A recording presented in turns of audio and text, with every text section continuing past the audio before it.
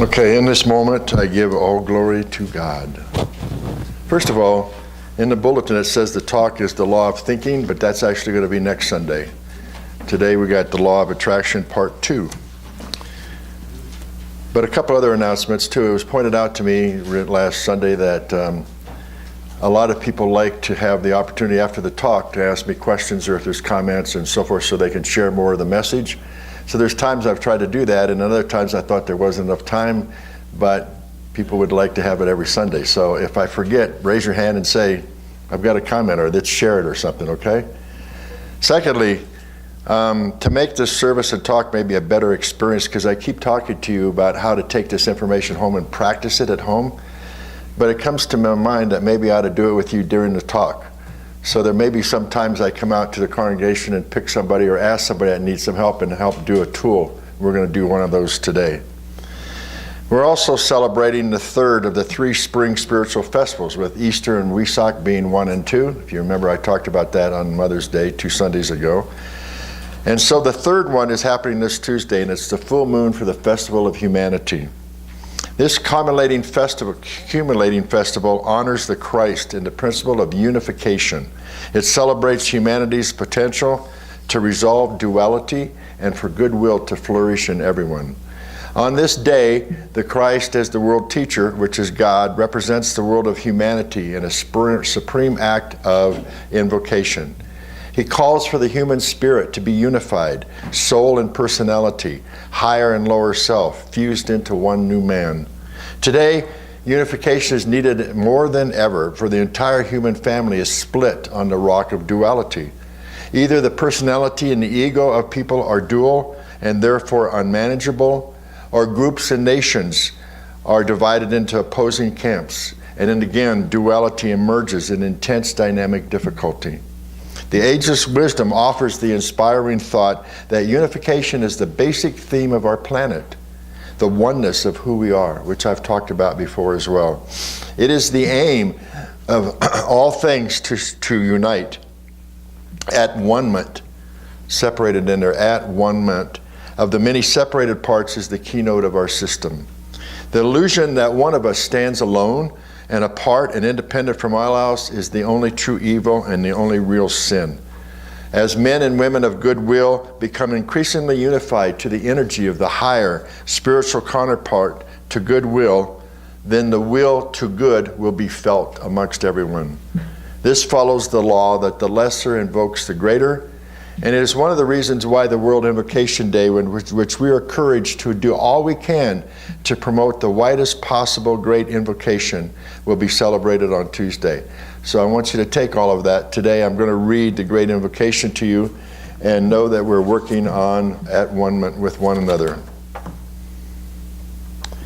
From the point of light within the mind of God, let light stream forth into human minds. Let light descend on earth. From the point of love within the heart of God, let love stream forth into the human hearts. May the coming one return to earth. From the center where the will of God is known, let purpose guide all little wills, the purpose which the masters know and serve. And from the center which we call the human race, let the plan of love and light work out, and may it seal the door where evil dwells. Let light and love and power restore the plan on earth. Very powerful old world invocation. I also want to remind you that we're in the mystical month of May, as I talked about on Mother's Day, and I gave you all a violet flame invocation, and we want to do it again. So repeat after me. I am my I am presence. And I am one with the I am presence of all humanity. Yes, we are. So we got to allow the mystical energy of May, of Mother Mary, and going to her temple. And remember, we do that when we sleep, and try to remember when you come back what you experienced. So after that, we'll talk about the law of attraction, part 2. But I want to share some of part 1 as usual to get you remembering what it was. Question: how do you make yourself think so that the part of you that wants to win can get over the part of you that's afraid to win? How do you make yourself think so that you can have what you really want instead of being afraid and letting that get in your way? Pretty good questions, right? The underlying law that regulates supply in the world of effects has two important phases. One, desire. Second is expectation. Desire is the positive part of the law. Expectation is the negative phase. And that is, when an individual, each and any one of you, earnestly desires a thing, you automatically set up a line of force that connects you with the invisible side of the good desired, because everything is already there. Should you, as you do this, weaken or change your desire, then that particular line of force is disconnected or misses the goal, which is why sometimes we've asked for something and then it doesn't come. We didn't realize we disconnected ourselves in some way. Some little thought coming up that said, oh, I'm not desiring of it or deserve it or whatever. But if you remain constant in your desire, if you hold on to the belief or the ambition, the good that's demanded by you is sooner or later realized, in part or in entirety. And desire, being the positive phase, is the motive power for calling it forth into visible appearance or physical effect.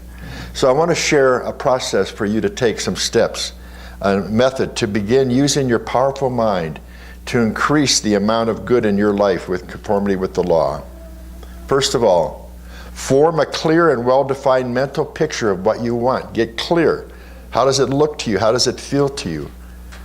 Do not specify its particular form or how it shall come about, but simply desire firmly and gently the greatest amount of good in that direction. Avoid any anxiety or a strained mental mind, because that will get in the way. So therefore, it's better to do your mental picturing maybe in odd moments when you're quiet. Maybe you just did meditation or you're relaxing or resting in a quiet and restful condition. But be there in that moment with you and let that idea or plan of good unfold into a vivid picture of what it is that you want. Much the same as if it was a moving picture put on a screen and you're watching it. But it's your desire and your wish.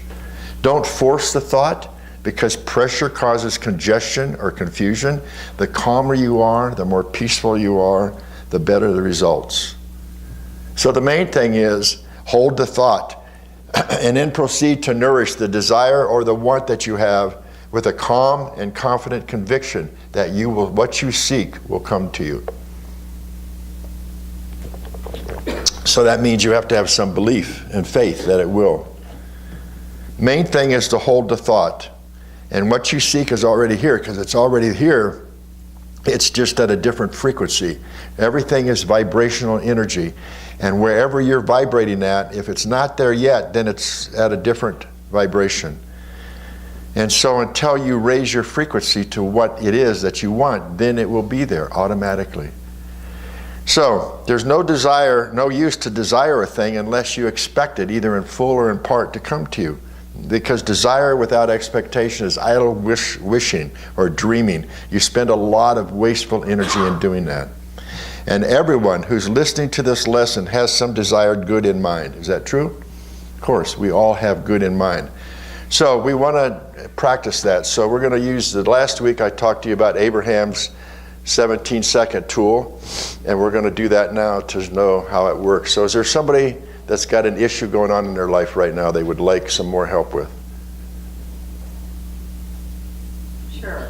Okay.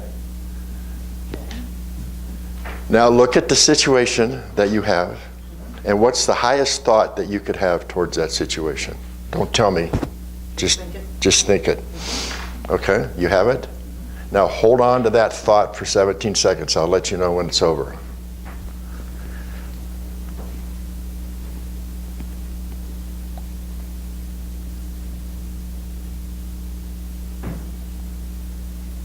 Okay. Now, actually, I did need you to share. What was the best thought you had before? To have a terrific relationship with my little child. Okay. Now, we counted 17 seconds. Did it raise up, and is there another thought that comes to you? Well, I thought I was picturing, so the picture didn't change too much. Okay. So see what thought goes with it, too. Okay. I want a better relationship with my middle son. Okay. Hold that thought as well. Another 17 seconds? Yeah, I'll count and let you know. Slow learner, I guess.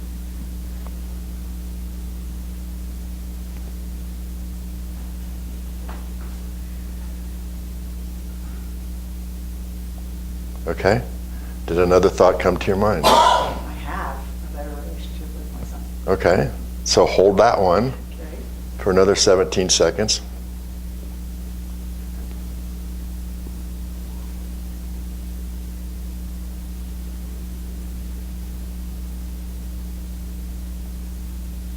Okay, did another thought come to your mind? I love my better relationship with my son. Good, let's try one more. Hold on to that thought. We'll see. Hold on to that thought. Okay.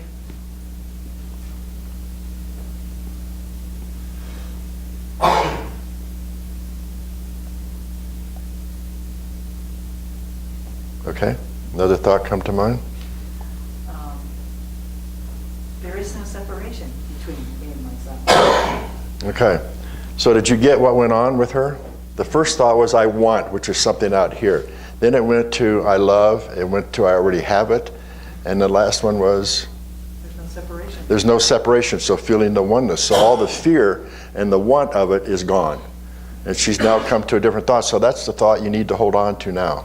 No matter if your ego wants to get you back to fear or I want or whatever, no, it's all one, it's all right there, and all you're doing is claiming it for yourself. Okay, how was that? Good. Alrighty. That's pretty easy. So it's pretty easy, and you guys can do it for yourself. It's just have a thought about a particular situation and then count. Usually it would be nice if somebody was there to help you count so you could hold on to the thought, or if you had some way of it counting for you so that you got to 17. But Abraham says all it takes is 17 seconds to create a new thought. So there's a process right there that you can use. Okay? So let's go to the law of attraction, part 2. A quote for about this says, the law of mental attraction acts along the same line as the law of gravity. It is accurate and definite. If you violate the law of gravity, you will pay. Is that true? Isn't it strange that we train little children to work in harmony with the law? Don't go against the green light. Be careful of this. Don't do this. Don't fall off this chair, whatever. And it's about the only one that I'm aware of that we really work with our children about. But then, let's say if a baby falls off a balcony 10 to 15 stories up from a building, it's going to go down and it's going to get hurt or killed. Nobody blames the law. Everybody blames the parent or the guardian who's ever supposed to be watching that baby. But they know that everything heavier than air is going to be attracted down to the center of the world. So that's the law. If you begin to understand that law, you're going to know that the only thing that can be attracted to you is that which vibrates in harmony with you, because that creates the oneness. Of course, that's the way it works. Now, the law of attraction is always working in our lives all the time, but in fact, there's a law that comes before that, and that's the law of vibration. The first law, because we have to be aware of the vibration that we're in. It dictates what we're going to attract to us, which would be the law of attraction. So, to be aware of our energy. Now, you've heard the law expressed in such statements as birds of a feather flock together, or like attracts like, or things that are equal to the same thing are equal to each other. Well, the thoughts and the actions of every one of us and everybody draw to them people of their own type and kind. If you look in welfare areas, you're going to find that almost all welfare recipients of the 3rd or 4th generation are on welfare because that's what they learned, and they live that. When I lived in Albuquerque, I was teaching a class with another teacher at the jail in Albuquerque, and I learned a lot in working with these people about the psyche of the prisoner. They think of crime a lot, and they expect to come back. They get put in there, but they don't have a thought that they're going to get out for the most part. The return rate in jails is ridiculous. Of course, prisons don't help much because they just have the consciousness of putting people away and not really helping them out as much as they could. But birds of a feather flock together. Everybody, those people have the consciousness that they're inside a jail, that there's something wrong with them, even if they don't say it, but that's the feeling. They're attracted to people like themselves, and they maintain that kind of life, and they go where who maintains that kind of life go, with other people who are criminals or do things. And then when they're in jail, they talk about it a lot. So it's difficult to tell each one of us when we're exactly off track for our own thinking, because sometimes we're not aware of that. But nevertheless, we don't have to worry about it, because the job is not to worry about being off track. We just need to get back on track. And that's how we open up to the law of vibration. and the law of attraction. So how to do this? There are 3 steps to get on track with your thinking and in harmony. The first one is called interest. What you're interested in. Interest is paying attention to some object or thing and being definitely concerned about that something or someone. Interest is seeing in the outer world what already exists in one's mind.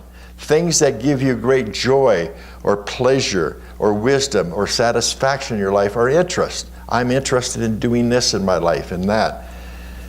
Its interest is tending to see in the outer world, what I said there. And there was a woman who inwardly sees disabled people in a crowd quicker than anyone else.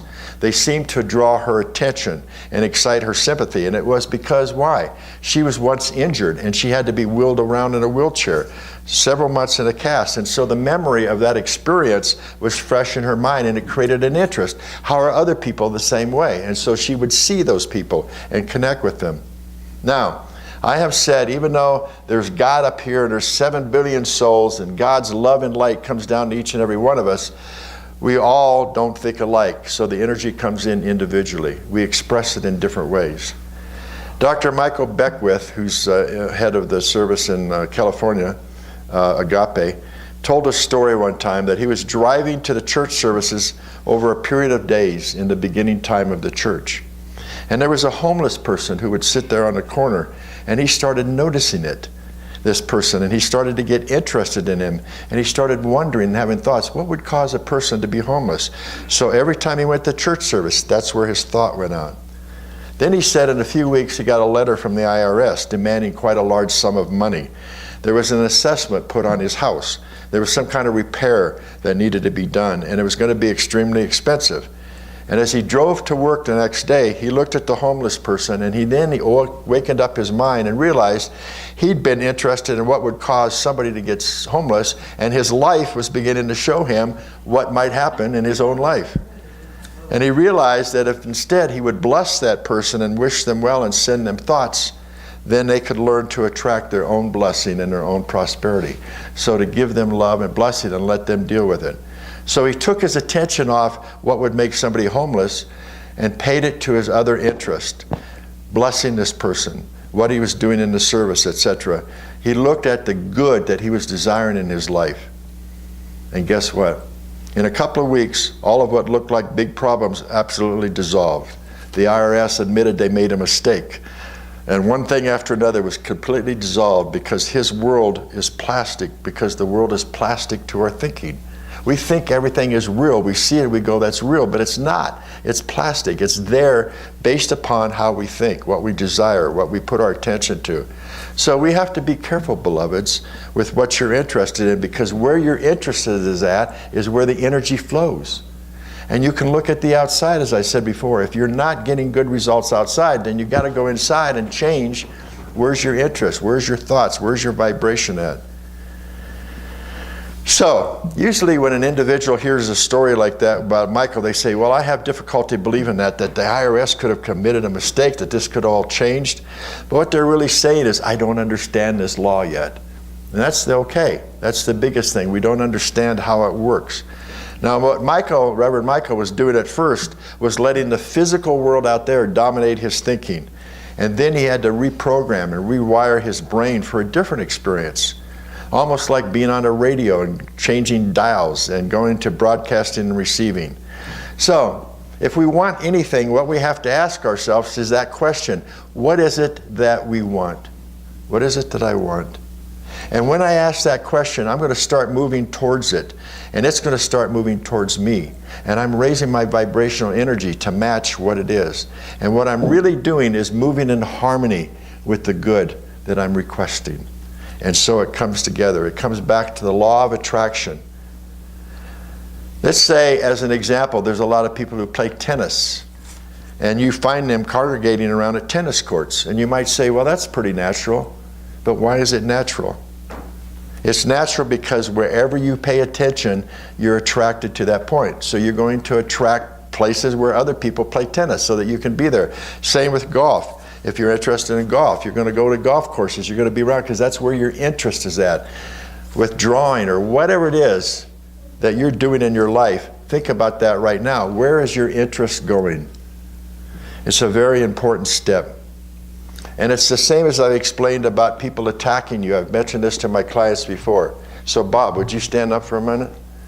Another example here. He is vibrating his energy here. I'm vibrating mine. Now we look at the things in the world and we see somebody broke into a home and shot somebody or stole their money, and the whole neighborhood gets into fear.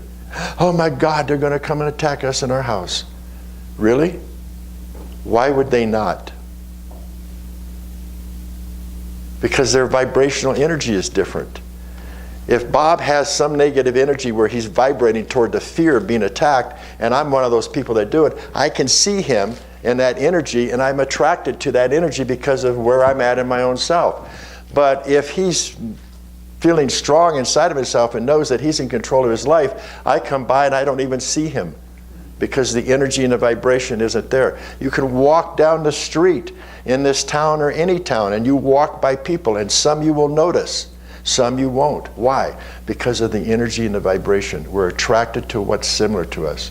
So if we're living in a neighborhood where somebody comes in and shoots somebody or steals something out of their car, what do we need to do? Raise our vibrational energy. Don't put fear into it and go, oh my God, they're going to come and attack me. No, I raise my vibrational energy and my interest is in a different way. And then I'm safe. Does that sound good? Thank you, sir. So again, paying attention to our interest. Where do our fears come in that we need to let go of? There's still an awareness factor in looking at how great our awareness is. Awareness is something like a dimmer switch. When you turn it on, you can make it brighter or less. And that's what happens with our thoughts too. We can turn it up and make our awareness brighter for what we want or less. Now, there are 3 definite steps to help get this law of attraction going in your lives, to bring harmony. It's very common that what we see in life interests us the most and directs us. And mostly it comes from our inner child, because our inner child still runs us. Between 0 and 7, that inner child was probably in a lot of pain. It experienced things that happened, and it took on thoughts about fear and upset and separation, and I'm not good enough, and I'm bad, I'm not, whatever, those thoughts that we took on as a child, those things don't go away just because we grow up into an adult. We're still carrying around our inner child, and it still dictates our life. So we need to wake up to where are we in relationship to our inner child? Where are we being led by old beliefs that we took on in childhood? If we take this practice, then we see where we're making our mistakes. We may be becoming interested in things that are not so joyful or prosperous or healthy, and we pass by the things that we desire the most because when our fear gets in the way, we don't see it. Our vibration is at a different rate, and we overlook the means by which our health and prosperity could come to us. It could be sitting right there, but if we have a thought that says, I'm not good enough or I don't attract that, then it doesn't come towards us. We need to let all those negative thoughts go, beloveds, and raise our vibrational energy, and then what we have is right there. It could be a sign on a truck that goes by. Oh, there's an answer. Or you hear something on the radio, or you read something somewhere, or somebody says something that's the exact thing you needed to hear for something that's going on in your life. So with our interest so engrossed in seeing what the lesser is, either through habit or ignorance, and those negative thoughts that we carry about ourselves, it's difficult to attract the greater things that are around us. It's easy for us to get into a rut, and it's always a mental one. It's always the old thoughts that go on, those old things that we're used to before it becomes a material one outside. This law of attraction is not a new law. It's been around for quite a long time, but it may be new to us, and the practice of its power may be new.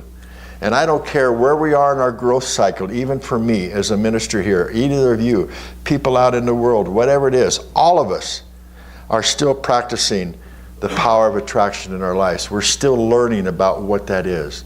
And it's great, folks, because we get a little understanding and then we get into fear. We get a little understanding, we get into fear, we keep practicing it, we keep growing. Our whole octave of power awaiting harmonizes us with the law of attraction. So as I mentioned earlier, there are 3 steps to take you in more. Would you like to hear them? First, to get interested, which is what I said, interested in what you're interested in. Whatever you're interested in, put your energy into it. Don't look at anything outside of that. The next then is developing a greater awareness called attention. Once you give your interest into something and then you get better attention to what's going on, you have to inject it into your daily life. You have to ask yourselves, what am I really interested in? What do I love? And the keener your interest, the more intense will be your intention. So the more connection you are to your interest, the more attention and intention you give to it. So as we direct our attention to our interest, it magnetizes the power of attraction, which draws us much the same as our thoughts. So we've got the interest, and then we've got the attention. And if you really want to prove everything in your life, you've got to take those two steps and apply them. And then you're applying the law of attraction. So what are they? Anybody want to tell me? Interest and attention. Take what you're interested in, what you're doing, give it your conscious attention. That's what brings focus. If you're in sales, that's what brings sales. That's what the yeast is that raises the dough, is the interest and the attention. And it's essential. It's one you have to follow. I heard once that the only way the universe knows what our intention is because of where our attention is.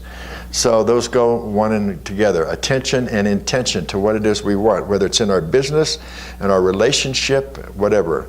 The source and cause of all successes in our life lies deep hidden in our mind, and one must give it attention and interest. To first principle, because it's a principle. God is the principle. Oneness is a principle. Law of attraction is a principle by which we live by. Once we do that, then we give it to fact, meaning that we create it in our lives. For instance, if you believe in honesty, then you want to support the message of honesty, right? With all of your attention. So you direct your attention to honesty, and you have all these thoughts about honesty in your life. And if you should have an opportunity to cheat or steal from another one, would you do that? No, because you're sticking to the principle of honesty, how much that is to me, and you refuse to take advantage of what seems like a trivial thing. But the interesting thought about this is that it may look trivial in the beginning, but it seems to grow. If you give the negative part a lot of attention, it gets bigger and bigger. Remember, what we give our attention to, what we give our interest to, grows. So you're charging your mind with honesty, and it becomes magnetic. You start to attract other honest people, other honest situations. And so take this truth and follow it along, and you find that your interest and your attention are so taken up with your truth in all forms that you will no longer attract deceit or dishonesty to you, because your whole world is about honesty. Does that make sense? So you take that one thing and you put interest in it, grows and it grows. It's like the interest in the bank, right? It grows, money grows interest. It's the same thing here. So take one thought, one line at a time, and build upon it. Give your attention to some interest and quit giving it to a lesser one. Any thought that says, I'm lacking, you got to let go of. And put your interest into, no, I am prosperous, I'm abundant, I'm healthy, I am loved, I am whatever it is. And this brings us to the third step. Interest, attention, expectation, which is an active form of attention. It is attention with intensity. So it's likened to the actions of a cat who may be in a house and stands there in front of the mouse hole waiting for the mouse to come out. He believes he's going to get it eventually, and he's got all of his interest into it, all of his attention into that. If he didn't do that, it would lack the intensity, and his energies would not be so called forth. Right? It's the same with us. We have to be awake. When are we letting our interest drop, our attention drop? Where do we need to change that? Where do we need to bring it back up? When you believe in the probability of success in your undertaking, then you experience the greatest interest in your work. I really love this job. I really love what I'm doing. I really love this expression of myself. And I give it more interest and expectation and attention. And it must be built up, your expectation, with interest and attention. So, if we want to engage the law of attraction, it works through two phases: desire and expectation.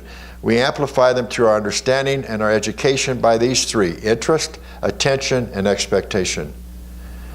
When you pray for one thing, and then you have fear and doubt that comes about, then you will receive it, what you're thinking about, because you will only attract the lesser thoughts until you make it grow to the higher thoughts, till you believe, till you expect, because you have attention. A prominent doctor was asked why he was able to at times reach cases as others had failed to reach. He said, "I never expect a patient to be too far gone not to survive." Wow, that's a strong interest right there, isn't it? To have that belief, I never expect it to not survive. So I fish around in my mind for some idea of what to treat. Sometimes there's these ideas that come up that are simple or strange, but the moment something inside of me clicks, I accept it and I use it. And he's never failed to help a patient who, when he firmly expected his recovery. How cool is that? Same thing for you. You could always not or never fail, because the failing is not failing. It's more like lesson. What did I learn? Where am I off track a minute that I need to get back on track to this law of attraction, to this belief inside of myself?